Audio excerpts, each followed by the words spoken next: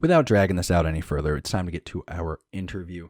Uh, Today, I am talking to a man who is from a podcast that predates this podcast by a long time. It predates ALPB Roundup by a long time. When I started ALPB Roundup, I went, hey, who's in this industry already? Who is competition? Who is inspiration? Who is the model for what I should be doing here? And I found right in that place, I found Indy Ball Report. And luckily, I never had to compete with them because they have been great to me. They've been taking care of, trading information back and forth. What do you know about this?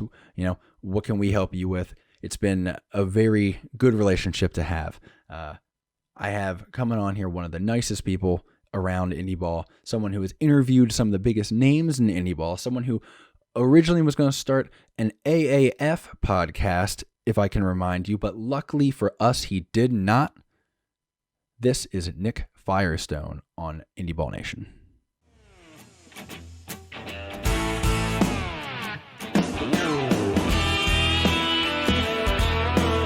Listen up, y'all. All right, let's do this again. All right, I am here. I'm talking to Nick Firestone. This is absolutely my first time introducing you and not my second. Nick, how are you doing? I'm doing good. I feel like I'm Bill Belichick with a coaching tree here. Only I have Matt Patricia on the other end, so Yeah, that's true. I mean, I did start this channel sort of inspired by you guys. ALPB Roundup was really what it was. And then I was like, wonder what happens if I do this. I thought poor Will with ALPB News. I mean, he got busy, but I thought it was so creative doing ALPB Roundup. And 2 months later, I found that some guy was running ALPB News, and I felt like such a jerk. Yeah, a college student beat out to it. And then here's the thing too, what I found to be very successful is I just take people that are better at my job than me and I try and fold them in so that way I look better. So far it's working really good. I mean, the solo show thing for me has been a bold strategy because I have no fallback and no one to blame. So it'll go off the rails soon enough. So that's what I said immediately. Don't view me as competition because the writing is on the wall for this for sure. I'll be probably banned from YouTube before too long. There's not enough of us for there actually be competition. There's like what, 5 major players in this space? Yeah, it's a rising tide situation, I think. Exactly. So, 100% is. So. One of us succeeds, all of us succeeds. It's not like there's just everyone's drowning in indie ball content. I mean, really? You mean to tell me there's not like a whole MLB network show dedicated to this? I've been live. That's a different conversation because I got thoughts watching Wrexham and that show. I was like, they could totally do something with indie ball and this vibe. Like I know they've done like the one show with Wally Backman getting booted, like whatever that was, that like one random league, and then there was a Pecos League one too at one point. But I don't know. You see, like the right like owner and the right team, I think could be interesting. But neither here nor there, I guess. I'm just screaming into the void and seeing what happens. But that's what this is for, though. Isn't that podcaster for just yelling into a void? That if for nothing else, just screaming in the void and then just quiet crying. It's exactly. See, it's a replacement for therapy when you get down to it. Yeah, it's healthy. I think it's fine. It's healthy and cheaper. So I don't see a single red flag there, Nick. Hey, if you're colorblind, there's no red flags. Oh man. Hey, I don't know where to put that in the Twitter bio, but I'll have to find a spot. How did you end up starting Indie Ball Report, man? I think I've heard a bit of it, and it seemed like a really fascinating way to end up at something because this wasn't really like the big picture concept for you, right? Yes and no. Like, admittedly, I wanted to do a podcast for a while, which is probably the whitest thing I could ever say. But at the same point in time, like I tried to find a bunch of different things here to do it. And eventually I wound up starting on a comm degree. And one of the courses they had, because I wound up the school I went to, because I was going from community college to a 4-year, I got in kind of late. So I kind of got like the scraps of a course. So that first semester was just a lot of in major stuff because I got all the other stuff out of the way. And one of the few things they had was radio broadcasting and podcasting. So I was like, oh, awesome, taking it. And over the summer, I had tried to like record some things that were just general sport, but it wasn't working. So then after I finished the course, I was like, you know what? I actually want to do this. I have a board. Let me try and figure it out. And what I came down to was like 3 options. One was just like general hockey, but I was like, that is way too filled. While I would enjoy talking about it, I'm not going to make any headway in it. Now I'm going to try to attempt it. like the little shimmer there. It's good. Hey As man, I was well, like just realizing as we sailed in here, I was like, this is not where I want to be sitting for this. So for yeah. anybody watching on YouTube right now, that was a garbage fire, and I'm sure it's even worse if you're only listening, but it's Oh, okay. Nick, you're not Southern Nick, Maryland back to field. you. All right, you're not on fire. I'm not lighting anything on fire over here, and that's key. Gonna start a new fight. I'm gonna have Yeah. to edit that. But yeah, any case, so yeah, so it was either hockey. Then I briefly thought about doing like, remember the AAF, that spring football league? Yeah, Yeah, yeah, I briefly thought about doing that because I don't want to say like I know one of the coaches, but like Tim Lewis, I've like interacted with before, and he's a nice guy, so I was like, oh, I'll talk about that. It's interesting, and then like it died like what 3 months into its season, if that. yep, So once that died, I was like, "Ooh, I made the right decision there." So what was left as a process of elimination was just kind of like, oh, independent ball. And I figured I go to enough games and whatnot. I know enough about baseball, I can figure it out. So by process of elimination, it's like no one's here. I'll do indie balls. That's kind of how we came up with it, and then been running since 2019. Yeah, sounds 2019. sounds right. Yeah, Yeah, yeah, because that's why I registered like all the domains and everything in 18 because I got the board at the end of 18 and then started in the end of January of 19 because I remember the first like because the show had a very different layout. If you go back and listen to the first couple of episodes of that, it's a way different layout because it's like news. Then there's a break in there called the seventh inning stretch, which immediately was killed like 4 or 5 episodes in because it just didn't it messed with the flow. yeah. And so in that like kind of stretch period, we talked about the Super Bowl. So it was probably the last week of January, if I remember right. So yeah, that's kind of how we got there. Very long-winded, but as we say on the podcast, it's a damn good show. And sometimes we go on tangents, so we're gonna have some tangents today. I mean, first of all, I'm just trying to think. It's a fairly long story, but it's a fairly long journey to get there. So that's I Yeah, feel like completely acceptable.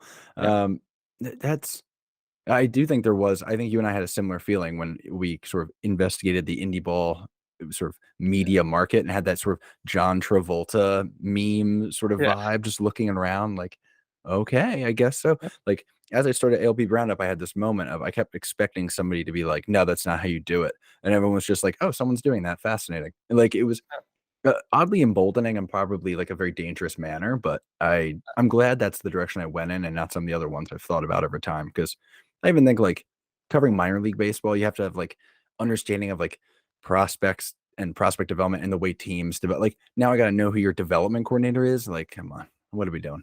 yeah. That and also if you want to try and get access to anybody, it's an uphill battle because you're not just going with like the team itself or the player. You got to go through the parent organization, and they're gonna be like, "Why am I gonna give access to some dude that's literally started a Twitter account 2 months ago and has 200 followers? Why am I gonna do that?" But That's meanwhile, on the indie ball side, it's like, "Hey, could I interview so and so?" Like, "Oh yeah, sure. When do you want to do it? We'll set it yeah. up." And like most of the players, like, oh, cool, you want to interview me? Cool, which is Yeah, great. That's why I love any ball. Like, yeah. it's The not, access you is know, fantastic, and the teams are great about it too. Like I can't ever remember a team telling me no, to be quite honest. Like sometimes like wait on it or like there's a caveat attached to it, but it's seldom ever a no. yeah, I see. Again, I haven't done too many interviews. Really, the one I did was Josh Sala, which is Yeah. not bad get. Yeah, no, it's a But solid. that one, I mean, I think Gastonia was just like, yeah, we want to be on the call too, because I think especially Yeah. with Josh, it could go a few directions. But yeah, I mean, for the most part, like at least when it comes like access and talking, for the most part, like even just getting information, for the most part, they've been pretty good.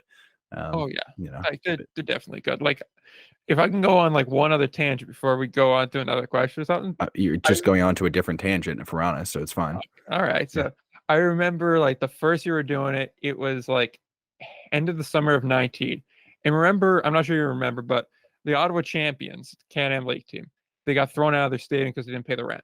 right. And I remember when I saw that break, I legitimately was like, I'm going to try to actually live up to the name report. Because at first, my goal was just like, oh, we'll just be an amalgamator. We'll just find stories from around and we'll present them and talk about them. Just kind of like an ESPN show or something for indie ball. That was really the main goal because like that's what I'm most qualified for. I don't have connections, anything like that. Since then, obviously, we've kind of like melded into going into different things. But anyway, to the point of the story, so I started just emailing like the team. I emailed like the city of Ottawa, fully expect them to ignore my email. The city of Ottawa got back to me in about 45 minutes sent me like everything they had. We're like, here you go. You can look at it if you want. I still have that email. And then like within an hour, I got an email from Ottawa, and I was expecting to just be like some low level guy, like a PR guy or something like that. It was the team owner. And you know who the owner of the Ottawa Champions was? Who was that? Miles Wolf. That is incredible. Yeah. That Like, is yeah, at the time I didn't realize how important that was, but I was thinking about that the other day. I was like, I just had like a guy that rightfully belongs in the Baseball Hall of Fame, like respond to my email after only starting a show like 6 months ago, and he took the time to send an email. So I was just like kind of blown away. And at that point, I was like, maybe I'm doing something here. Like the numbers will come. Like just stick with this. that is a moment of realization for sure, man. Like, Yeah, and I guess I realized along the way too, like a lot of places are like that. I mean, we're dealing with yeah, fairly, like essentially small businesses where like if you yeah, do email asking a question, they'll at least view it, even if yeah. they choose to ignore it. It's not like it's getting lost in like a sea of emails. So that helps. It helps the chances. But Miles Wolf, man, that is what are the odds type of stuff. Exactly. I need to hawk down like because I know a couple people that have his phone number that talk to him and whatnot. I need to like start hawking on him a bit because I want to get Miles on the show because he has a book coming out next month. And so Okay. I want to try because I've emailed the publisher a couple times like, hey, can I get it like an advanced copy, read it, and then I do a review. And then my thought was like, oh, maybe I could get him on the show because I want that guy on my show so badly. Like that's the top of the mountain for me. Well, I mean, if only a league that was pretty associated with them, Yeah. was reaching out to have some sort of partnership, that'd be awesome. Oh But yeah, that would be nice, wouldn't it? they might just have a little in if that were to happen. I don't know. Yeah. But Um, man, that is yeah, you just jogged my memory. I didn't even think about this like in a yeah, while. It's been a while, but like yeah, when I started ALP Roundup, I just didn't want to like immediately get in and start making people mad. So I hit up the league and I was like, hey, like this must have been right before probably December 2019. So you see how that was about to go. But I reached out perfect timing. to Titanic hadn't hit the iceberg yet. man, like well, you talk about dodging the AAF, right? That's what the Yeah, football league was. That yeah, yeah, bullet of 3 months later they were gone. I mean, starting the podcast and then the season gets canceled 4 months later was tough. Or the YouTube channel, I guess the case was. But yeah, yeah, I called the league office and was because I wanted to ask, like, hey, can I like use content and things like that? Am I cool to do that? And I get it. I call and Rick White answered the phone. oh, I was just really? like, Yeah, I was like, and I just started covering league, so I was like, I crash course like a little bit, but yeah, like I only knew a handful of things, like stuff you can grab from the Wikipedia page and like from like baseball reference. yeah, And it was like one of three people whose name I could have told you like at the time. And I was just like, okay. Like I just tried to act like I expected that to be the conversation, but I had not, man. oh god, He was like, I think they were moving the office in Lancaster at the time. And so he was like probably moving boxes and like his phone started ringing. He's like, what? All right, sure. Yeah, man. Shoot your shot. Like, yeah. but Oh, that reminds me because now I got to shoot off of that because I have a Rick White story too because we had him yeah, on the show. I emailed back and forth with him to get that done, yeah, and this is like if I remember right, Will was still like kind of like transitioning off of doing PB news right. because now he's a big time Hofstra guy now. He does all the games and stuff He's a big deal. in Vegas right now. Actually, like when Ooh, this goes up, assuming it's up before Saturday night, he'll be in Vegas because he's out there doing something with the team. okay. That's why we have to. That's why the interview that I'm going to announce at the end of this show is probably the only thing that's going to be on this week's show. But it's a really good interview, like Hey, man. solid one. But any case, yeah, he was like all hyped out because I was like, I'm trying to get it done. I'll let you know if it gets done, and everything. And so then I shot him a text. And I was like, guess who we just got on the show? And he was like, who? I was like, Rick White. So he was like all excited and whatnot because I was excited too. Like I should say, I was really excited. I didn't expect him to say yeah because at that point we had Billy, who, if you're a Frontier League guy, Right. Billy, he was big time guy. And I love doing that interview too. He's a really nice guy. And then we had Josh Schaub on too, which I got him the day before he announced that the COVID season was going to happen. That's right. Yeah, he squeezed me and gave me 15 minutes. I was like, why is he rushing? And then the next day that came out, I was like, oh, that's why he was rushing. Building bubbles, man. Exactly. Yeah. So I go ahead. I call Rick at the time. We're supposed to call him. No answer. I was like, okay. So then I called him back again and I left the message like, hey, Rick, we had an interview scheduled for whatever time.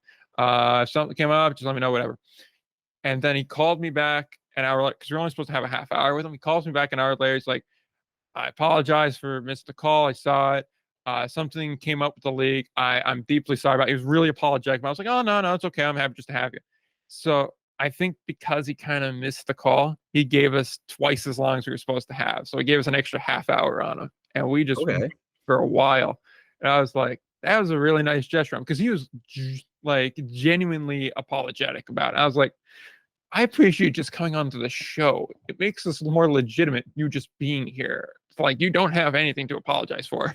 Like I have Yeah. nothing to do. So Yeah, and I'll say the one thing with the LPB roundup for those of you that follow it too, you might know I'm talking about. Like yeah. things got part of the reason I wanted to expand too is I felt like ALP roundup was getting kind of it was it was almost like tracking like the fall of the league because they really have had so much go wrong lately. And it's felt like Mhm. it took like a negative tone, even though like I'd cover the good things, but like there was just so much and there's so much like spotlight on the bad stuff. And the stuff that wasn't getting spotlight felt like it needed spotlight. Yeah. So yeah, the one thing I really am bothered by is I think Rick probably Yeah. I know that Rick is not a fan, and It's that's the a same thing. bummer. Yeah, same thing. Like I felt bad reporting on a lot of that stuff half the time because I was like, I really don't want to, but it's happening. I can't change what the story is. Like, if that's what it is, I have no other choice. Like, I could try and be like, hey, they could still fix it. But like, after saying that once or twice, it's like, well, we don't have enough to go off to say it's going to get better until it actually changes. That said, I Yeah, mean, it's still a very well ran league for the most part. I mean, there's definite problems with it, no doubt, and the communication could be better. Not to turn this into a rag on the Atlantic League Fest, but and here we go. here's where they start to get annoyed. But I mean, frankly, they're probably looking at their watch like, oh, it took 10 minutes. That's longer than we thought. Not bad. Exactly. I'm happy with my restraint, but like, there's still an awful lot of positives to take away from the league. Like, it's still like either it's a 1A, 1B type situation with the American Association. And I'm not sure if it's a situation where they got worse or just everybody else got better. Because I could see it being both Yes, ways. it's Like, definitely both. honestly, what I think was the worst thing was doing the rules thing. Because Yeah. yeah, it got you more attention. But I remember when that first like rules partnership dropped, because I was sitting in my class because it was February of 2019. So I was sitting in a Caldwell University classroom. I think it was like some sort of media responsibility class, where it's more or less like this is what the job of the media is, yada yada yada kind of thing. And I was sitting in class and I was like, I don't care about today. And I'm like on my phone like this, and I'm on Twitter, like kind of tucking it behind the person there. I was like, Atlantic League makes partnership with Major League Baseball. I was like, what the hell is this? So like I'm clicking and I'm reading it, and now like I'm looking like frantic, like at the clock. I was like, everyone can kind of see that I'm looking at the clock and waiting to get out of here just to record this. But yeah, I remember when that happened. I was like, this could go one of two ways. And unfortunately, I think it went the way of Major League Baseball started using a lot of control on it. And the Atlantic League was like, oh, well, having the logo of Major League Baseball and an association will help us. And Yeah, I got thoughts because there was so yeah, much that went sideways there that was first, I mean, I get the idea of like, well, it will be all publicity is good publicity. I'm like, well, that's not necessarily true for getting good players in, but I understand if that's not your priority. The yeah, priority was getting, fans in, and 95% of fans is usually the number thrown around. They're casuals. They'll go to the game, they don't know the players. yeah, And 5% are the intense ones. And the one I didn't get was you're turning off the 5% for the most part of yeah, like the really intense baseball fans. Not all of them. Some of them are into it. Some of them just want to see it. But a good bit of them are like, is this real baseball? What are we doing? Especially if there's an alternative in the market. yeah. And then the casual fans, they don't know. Hmm. Like you can try to advertise it all you want, but like They they'll don't be care. like, is maybe one in how many people be like, oh, isn't that the team with like the weird rule thing? And Yeah, and then like even that is varied even further of like how people will respond to that to be like, never mind, or to be like, oh yeah, let's go see that. But even still, if you're not a big baseball fan, I don't know who's gonna go see it. And yeah. Like then that's MLB stamping that logo on, I'm like, huge chunk of your teams just got broken up with by Major League Baseball. Stop doing this. It Yeah, I drives mean me that's crazy. kind of like take a look at the picture of this girl I'm dating. I know you used to date her too, but like take a look at this. It's That's a great exactly point. this. Like that's great. I don't want to see that right now. I'm in the middle of demolishing this Haagen-Dazs. Just try and forget that. You know, Is that it's your move? Okay, good to know. yeah. Hey, everybody has to have one thing. I like Turkey Hill personally, but that's a Turkey matter. Hill. Okay, at least you didn't say like Briars. Don't get me Oh, no, started. not Friars. No, No. no. The good stuff is Welsh Farms. If you can get Welsh Farms, that's where it is. See, Is I that mean, if more we're going to talk regional? Is about it, that just like a North yeah, it Jersey? might be. Might be. Okay, they used to be big. Like they used to be, and then they kind of died down. I remember it more as a kid, but like Welsh Farms mint chocolate chip was like it was like the Courtney Hawkins of ice cream. So I praise. independent, not making the big bucks, but like everybody in that circle is like, oh, that's the big dog. Yeah, I see like what you went for. Very nicely yeah, done. exactly. I Like get it. that. Maybe the better comparison would be like the Adam Brett Walker of it, where it's like it's good, and now it's starting to get attention and acknowledgement elsewhere. Okay. I mean, Hawkins going to Japan, man. Count it. Yeah, true. But I mean, right now we got Adam Brett Walker was in what was the MPB All Star? I think it was like the True. I think it was like True. the first year foreign player to be an all-star in MPB in like it was some crazy amount of time. I want to say like 30 years, but I'm not confident enough to say that like definitively. But I Yeah. remember seeing the stat and I was like, hell yeah. It's a hell of a run, man. This stat line coming over there was crazy. Yeah. And the thing is too, he did it for 2 years in a row. Yeah. That's what really got me. Like the first one, like even his 19 season wasn't bad, but it was clear like, okay, he's a power dude. That Mhm. was his thing. Then like 20, you're like, oh, well, he's only playing against like the same 5 teams, and it's a COVID year. So like Yeah. there's reasons you could doubt it, but it was a solid year, no doubt MVP year. And then in 21, I was like, oh no way, he is him. That's what that is. That's what the situation is. He's 100% dog. Got you. Got you. I'm thinking about it. I wonder if that, because I feel like some guys did, but not like, I don't know. You didn't see teams over there really firing that shot at Yeah. indie ball guys very frequently. I wonder if that sort of encouraged and gave sort of a bump ahead to trying to get Hawkins in there. You know what I mean? Like if you know you can pull a Well, guy from the American Indie Leagues and they can perform like that, I wonder. I Hmm. I'm willing to wager like the top of the line guys. Like the guy I wish would have gotten like a real shot over there if we're going back like way back in the day. Like a Jimmy Hurst would have I thought done great in Japan. Okay.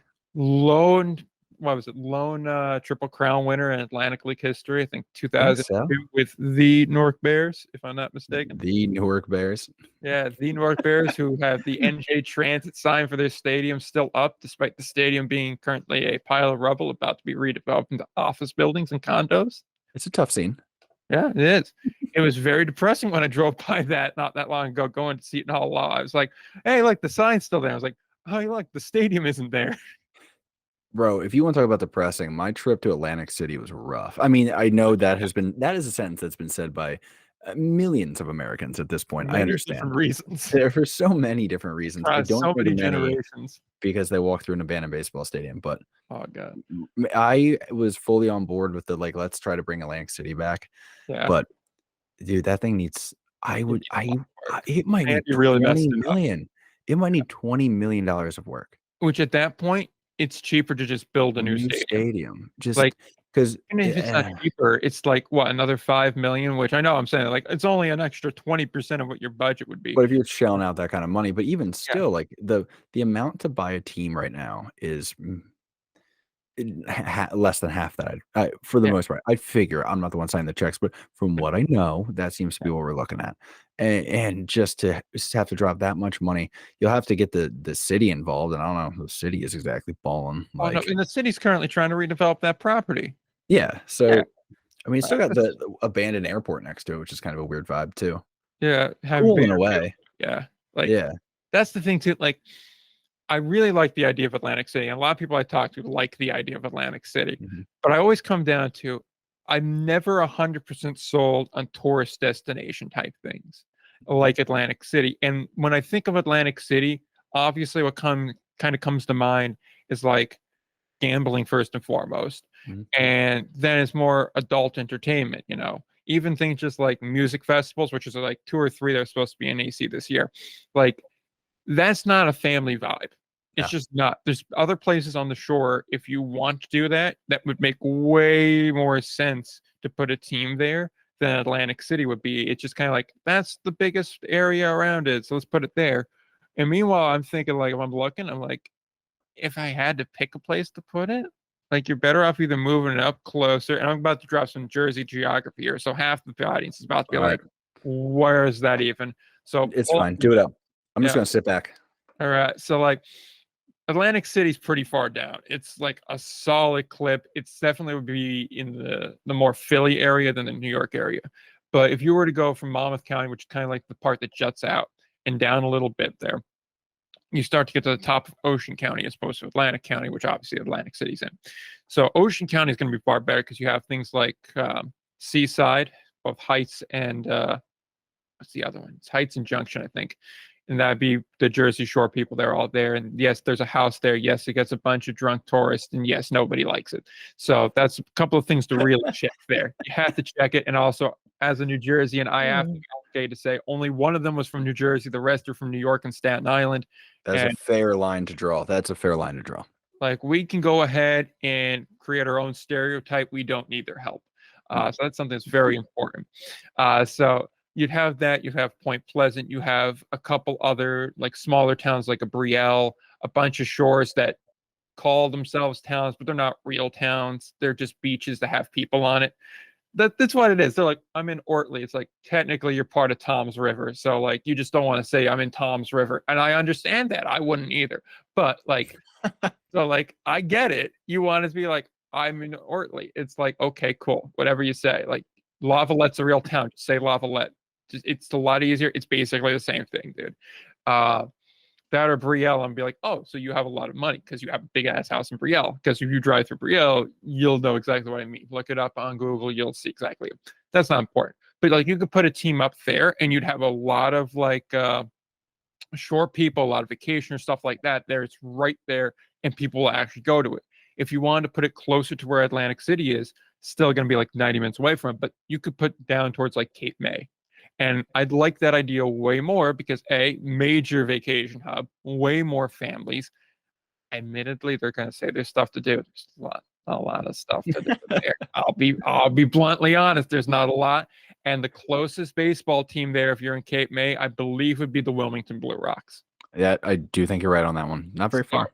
Yeah, so it's not exactly the kind of thing you're doing if you're vacationing there, or if you're in like say Rehoboth Beach or something like that. You're probably not liable to go to Wilmington, or if you're in Rehoboth, there may be a Maryland team like Delmarva that may be slightly closer, but it'd still be kind of a pain. It's not the kind of thing you're doing Yeah. at 7 o'clock at night. But if you tell me, oh, I'm in Rehoboth, I could just drive up to Lewes, take the ferry across, see a baseball game, spend the day in Cape May, and then just come back when it's done.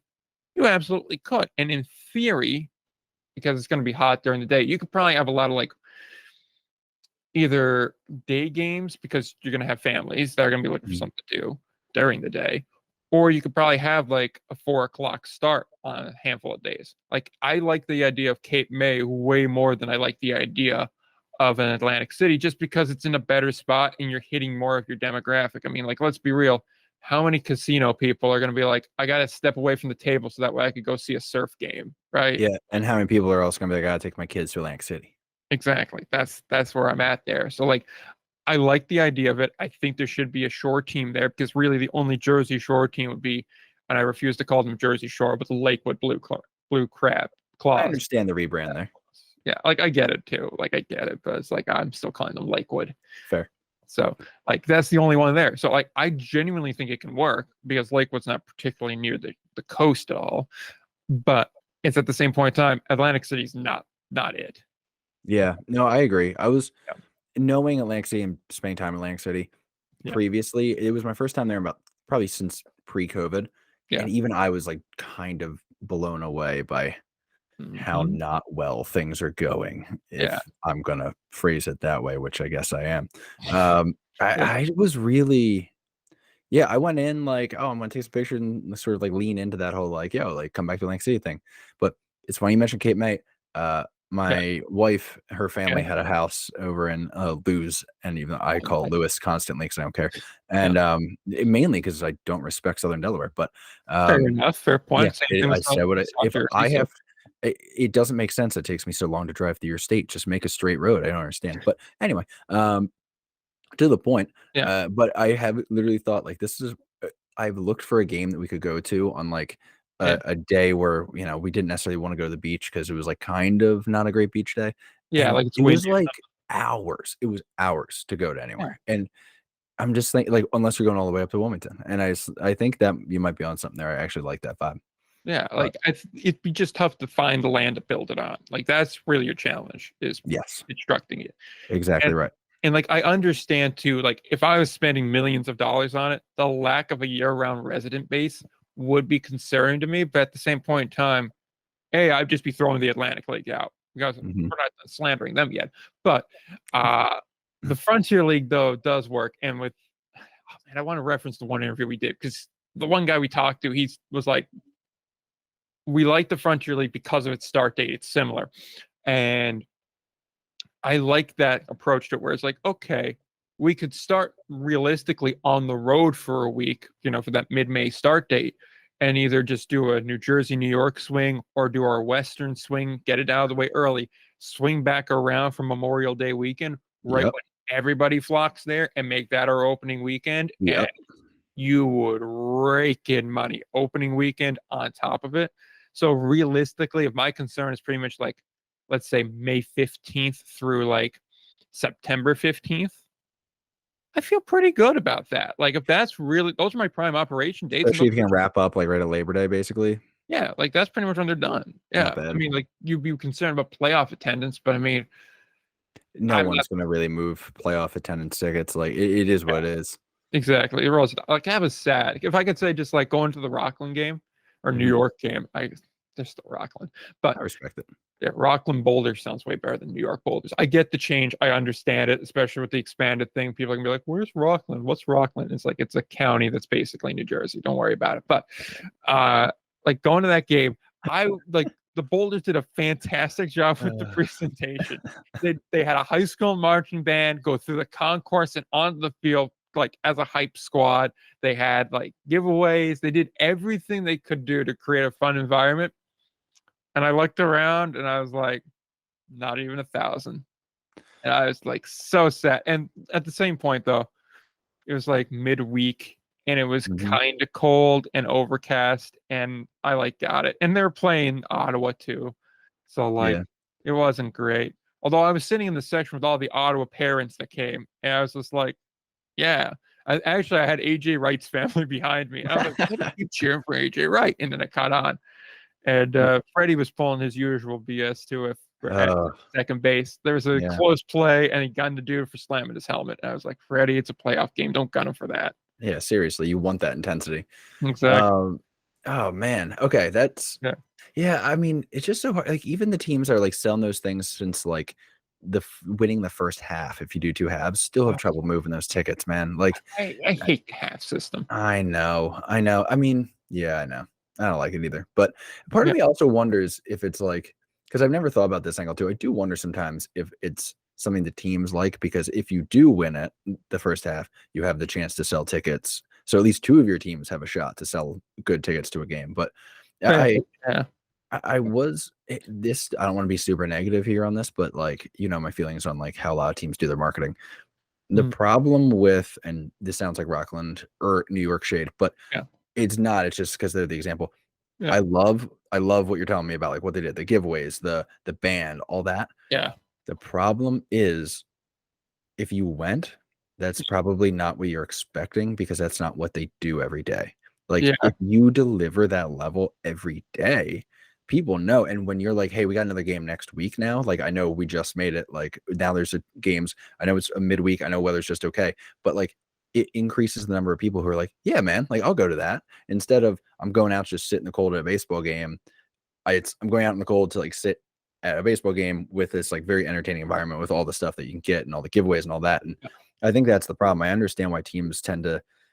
It takes money. It takes effort, and time, and those are all the things that these teams are short on. And I feel that, and I understand that, but I think that is why, it's just such a struggle, man. The value isn't clear. Yeah. What I will be say though, or what to be fair to New York, they normally do put on a good presentation. Like I will say, going to those games, they're usually pretty packed here. Like their concourse area isn't great because of the way their concession stuff stand up. They kind of back everything up. Like I'm not sure if you've been to what I think is it used to be Palisades Credit Union Park, but now I think it's like Clover Park or something like that. I have not, however, I definitely plan to be there, so I will definitely be making When that you trip. do, let me know. I'll go up with you. And actually, All right. we're supposed to get one guy up there. I went into the press box and met all the guys last time I was up there too. So Sick. nice group. But yeah, any case, yeah, it's normally pretty packed, and they normally do a pretty good job keeping engaged. They have like their hit the Mercedes star, win the Mercedes car type promotion too, which I've seen that happen in person too. I was like, oh, someone's Hype. come with a nice Mercedes there. But yeah, they have that. They used to do a thing where, like, in the eighth inning, because you know how concession sales are basically done at that point, and they'd still have some hot dogs left over. They'd start throwing hot dogs into the crowd for people. There is that. They have a lot of the in-inning entertainment. They have a dog that runs around too. Plus, what's kind of nice is they have two bullpen type setup for the home side. So you have the typical kind of like usual indie ball set where it's basically in foul ground, Yeah. that type of setup. But then there's also kind of a pitching academy that goes directly up from there. So there's an indoor setting if you want to, as a pitcher, work on that for the first part of the game. So sometimes you'll catch guys kind of walking around the concourse too. So I like that setup. It's a wraparound concourse. They have kind of a truck that they park to, like kind of vendor trucks. Normally it's a pizza oven truck and then like some sort of kosher truck too. Then they have the rotating concession one that's down right field line. I want to say over by the mini golf thing that they have. Yeah, they have mini golf thing too. 5e. Okay. They got a bunch of stuff. Like it's honestly a good environment. It's a really cool kind of vibe there. It just gets kind of annoying sometimes because that's my one knock is it gets annoying because you have a lot of parents up there that choose not to parent. So you have a bunch of like 7 and 8-year-old kids just kind of running around the concourse and kicking the back of seats and whatnot. Now, for me, this is no longer an issue because I'll just walk into the press box and watch from up there. Flex. Okay. Yeah. But like I could see if it's like the day game too. Oh, yeah. Day game end of summer when all the kids are back from summer camp. Yeah. Although they normally do, I will say second half though, if you go, I've had this happen a couple times. They'll give you free ticket vouchers. So no way. Yeah, to get you back there. And honestly, I love that strategy too, because how much are you really losing on the ticket sale? Your money's made once they're in the door. Because once they're there, especially if it's a family, they're buying a souvenir. They're buying a drink. They're buying some sort of food. They're buying stuff. And that's where your money is. They're buying 50/50s. The ticket's great. The ticket's important. I'm not going to like disparage ticket sales. It's very important. But the big money is like concessions and alcohol and things like that. That's where your money is. So, hey. I've worked community affairs at a minor league team and now an indie ball team. Like you can ask anyone, my strategy is always sling tickets. Like if odds are there, if the option, okay, a small percentage of the people get those tickets are using them at a game they would have paid for anyway. Okay, take that out. A lot of them would not have gone to a game anyway. And now they're in, sure, for free, but did they pay for parking if you have to pay for parking? Do they pay for the concessions? Do they pay? Oh, man, like every team knows exactly how much they get on average from one fan walking in the door after the ticket sale. So, I mean, I remember it was like, I've been somewhere with like $23 to $25. It's like that's $23, $25 per person you would not have had. You're kidding. Like you should be just firing tickets out there. Like if you see, I was always a fan of if you see an address that hasn't shown up to your ballpark or like you haven't seen them come through the online system in a number of years, tickets, send them, see what happens. They might come back. Like worst case scenario is they don't use them and oops, those seats were empty either way. So like, or like what's a perfect example, last year I bought a Rockland package. That's why I'm talking about them a lot. And it was like, I think I paid they get their money's worth out of you too. Yeah, really, they do. Yeah, got marketing. It was like $65 I paid for it, and I got 4 opening day tickets, 4 hot dog, 4 soda voucher, plus another 4 tickets there were anytime tickets, and then they tossed in another couple like free midweek tickets too. and then I think it was like $20 or $10, if that were a percentage off in the team store thing, plus a hat. Like for $70, $60, like that's a great deal. And like Yeah. that got me to go to games I otherwise probably wouldn't have went to. And the free ticket giveaway thing, like you're saying, I think honestly, while I probably still would have went to some games, I was able to get other people that weren't going to go to those games to go with me. You Right. know? Or Exactly. if you have one or two people, I was like, hey, I got some extra tickets if you guys want to come up. Like, hey, you drive or pay for parking, and like, I'll give you the ticket. I don't care. Like, Dude, and I think about the number of ways that can pay off, like weird things. Like, okay, what if one of those people isn't coming back, but then one of their 2 years later, someone around them is like, oh, I was thinking about going to a game, and they go, oh, it was a good time. oh yeah, Like that sell, like they're like, okay, then I'm going. Cool. Like I was already thinking about like, so there's no downside, man. But I don't know. That is that and like it's such like a core thing in my beliefs of just like that free and also baseball tickets are targeting always the a good thing. kids too. Targeting the kids is so like important. Mhm. Like if you can get like those 10, 11, 12-year-olds in like 5, 6 years from now when they have like some sort of like disposable income from some like entry level job, like working at Target or something, they're going to be looking for stuff to do. Yeah. And baseball games are like so easy as things to do, especially Mhm. if like you're 18, you can't really go out yet. Like you can go out, but like you can't really go out. Yeah. Baseball is a perfect opportunity for that. Like that, like I spent a lot of time just being an idiot with my friends at a ballpark. Like you can get people in for that. Like it legit is a thing. So like it starts early on. You got to keep the faith on it. That's just the thing. And I think a lot of teams, they kind of like pull out before they see the return on investment because it takes too much time. And I understand like you can't be waiting for forever. It's a business at the end of the day. Like there's an acceptable amount of loss that you could have over a period of Mhm. time. I get it. Like I totally do. But you have to give some time for an idea to breathe before you can declare it dead, right? Yeah. Yeah. And here's a weird one that I've picked up in front offices before. Yeah. There's a weird dynamic where the sales, because if you talk about like for the most part, if everyone's looking at ticket sales and if ticket sales aren't good, like salespeople can lose their job. Like it's serious. And I always found it interesting because if ticket sales aren't great, the number one thing is like, well, like we're giving away so many tickets, or because the marketing is not good. Which again, I'm not going to get into the dynamics of the finger pointing, but I see Yeah. how then it happens. Of like, well, I mean, they're saying it's because there's Yeah. it's so easy to Everyone's looking out. scapegoat too, and it's so easy to get rid of, and then all of a sudden you wonder why like nothing is changing. It's because you haven't changed anything. But Yeah. that's a bigger conversation for another day, if I'm Yeah. honest. But man, I had so much stuff to get to in this, and we have just like shot the shit. This That's is okay why you though. can't bring me on because it's No, just I know. tangents. I've been Or on yours weren't enough. I really should on know too. this. We've never accomplished anything, which is Up to fine. this. We've made some people mad, I think. So that counts. Not today. We've done well today. I think I we mean, we gave. both annoyed the same photographer, so that's Yeah, we have. hey, Facts. yeah. Has he threatened to sue you too? Oh yeah, absolutely. Oh, good, That's good. right. So I'm And like, not alone in so, that club. and to the thing too, like it was because I used a photo that was his. I didn't know it was his. That's on me. Like Same boat. I didn't see anything.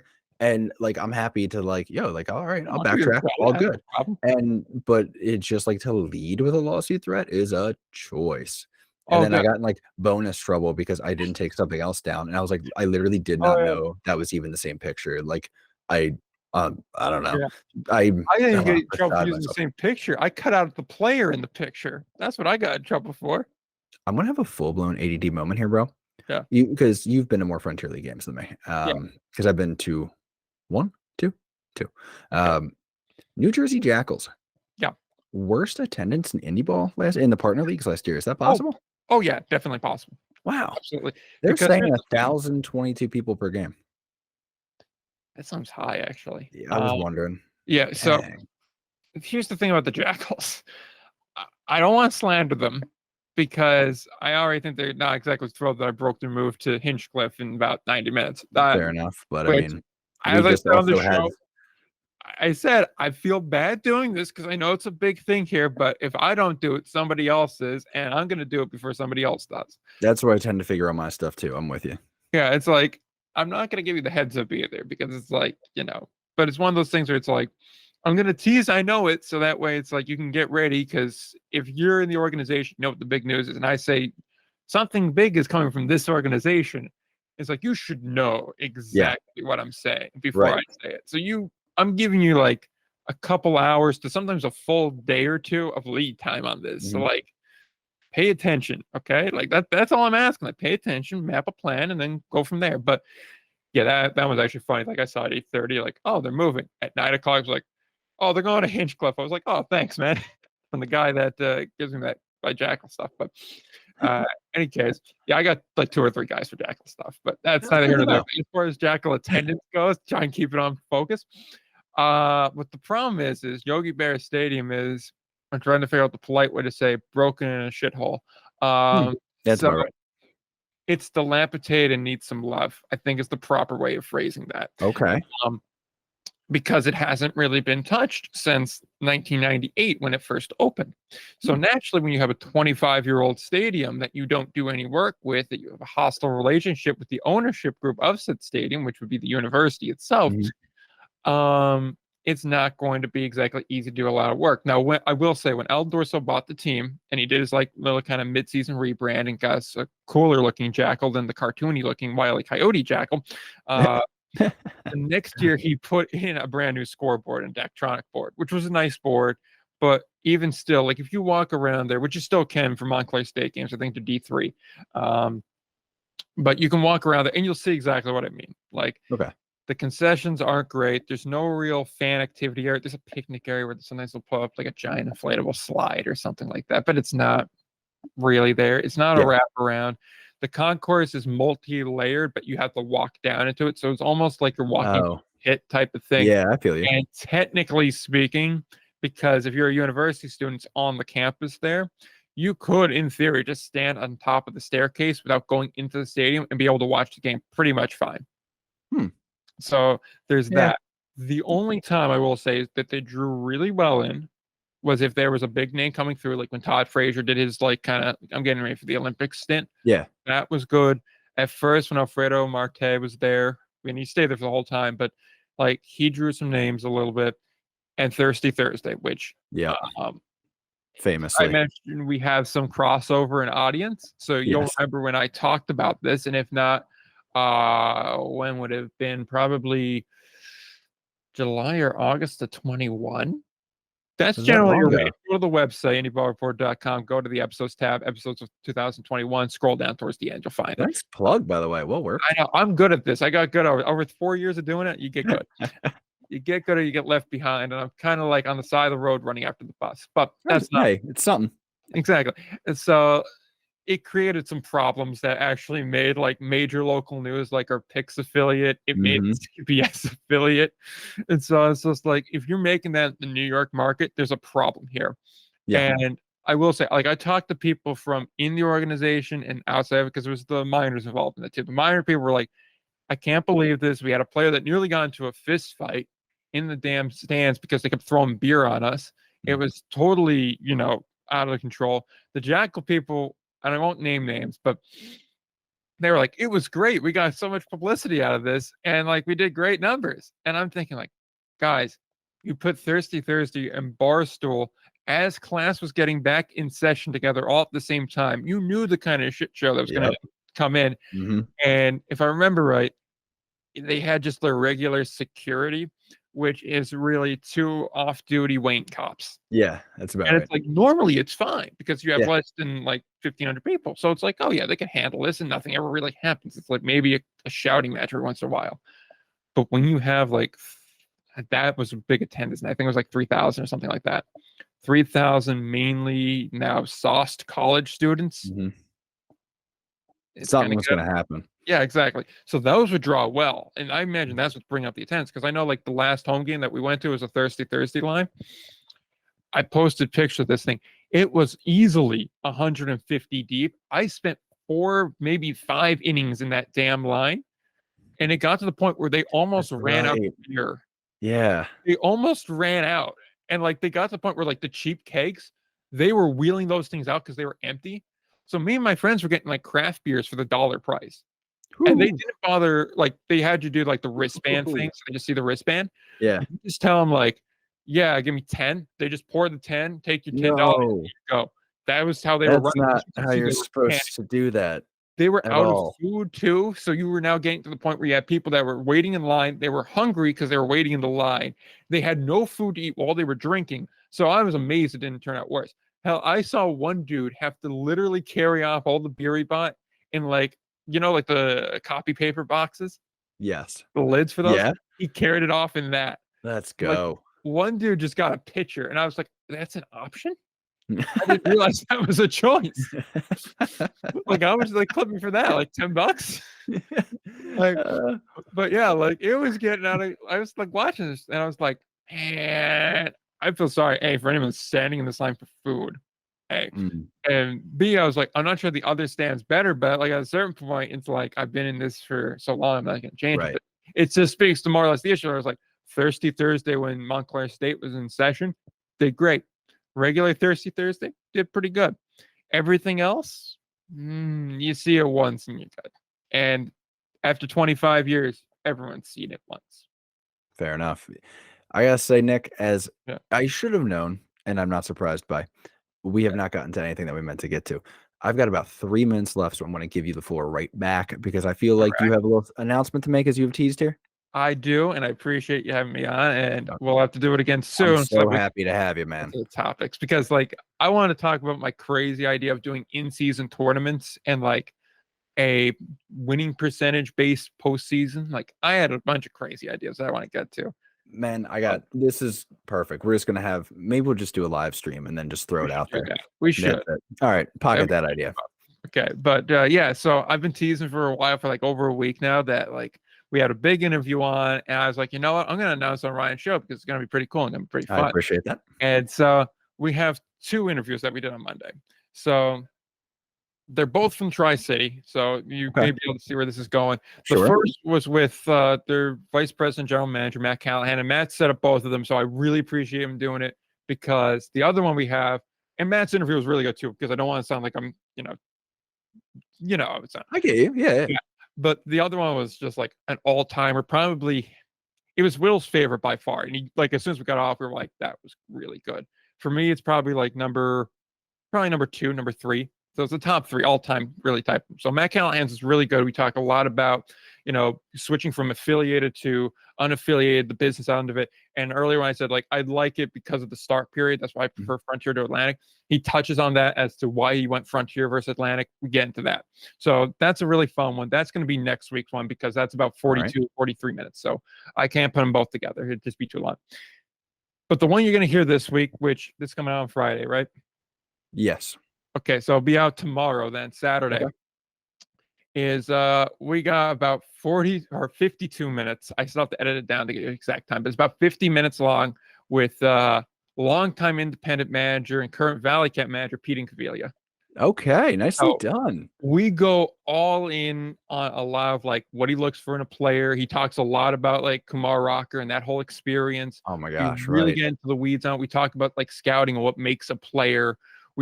He goes really in like he talks a lot about Brantley Bell's story and like how the Okay. kind of player he is and what it took to really unlock that potential there. And we talk an awful lot about it. And we could have went on for like another 2 or 3 hours. We had these two interviews back to back, so I had to cut him off. He did this interview while I was driving to Arizona to take a look at a Royals prospect camp. That's hilarious. Yeah, it was like the Still most getting after it. way we could do it. And it's a really fun interview. It's a really great interview. And like if you like getting into the weeds on baseball, Pete both has done it as a manager and also when you play like 1,200 Major League Baseball games over Mhm. 12 years, plus Mexico and Japan. Like he's an authority on it. He's one of the very few guys to go from college right to Major League ball too. One of the best college players of all time too. He Right. hit 468 with 46 home runs, I believe it was, and like 168 RBIs in 70 games his junior year of college. Dang, dude. That's impressive recall. One of, if not the best seasons in collegiate baseball history. So really great interview. Really appreciate it. So I'm looking forward to you guys hearing that one. So yeah. Also my favorite player to score a run at 4 a.m., I believe. Oh yeah. Especially Mitch Williams knocked him in. A bit of Yeah, weird Phillies trivia. Yeah, I know. yeah. So he'll always have a direct line because of the little kid in me that was watching like old VHSs of, Yeah. Phillies yearbooks and watching that. So that was my introduction, was Harry Callis freaking out as he scored. But that is awesome. I'm excited. I'm going to make sure I link everything down in the notes or I guess the description on YouTube and in the notes on the podcast platforms. But Nick, my man, it was all I thought it would be, and so much less because we're not productive, but that's okay. Well, as long as it's entertaining, you don't have to be productive. That's what the Indy Ball Report on all platforms does. I mean, it's sort of just the vibe across the board in the Indy ball coverage. So I'm Exactly. fine with that. That's what we I think do. we're all okay. Yeah. Hey, man. All right. I'm going to let you go, but thank you so much for coming on. I can't wait to do it again. Yeah, I appreciate you having me on, man. Of Talk course. soon. I may not have a lot, but I love what I got. A 4x4 and a good fishing spot. I hope this time my card won't decline.